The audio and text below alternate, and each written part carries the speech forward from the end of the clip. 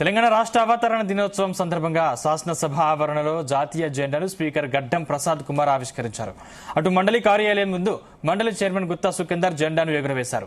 రాజ్యాంగ నిర్మాత అంబేద్కర్, జాతిపిత మహాత్మాగాంధీ విగ్రహాలకు స్పీకర్ ప్రసాద్ కుమార్, మండలి చైర్మన్ గుత్తా సుఖేందర్ రెడ్డి పూలమాలలు వేసి నివాళులర్పించారు.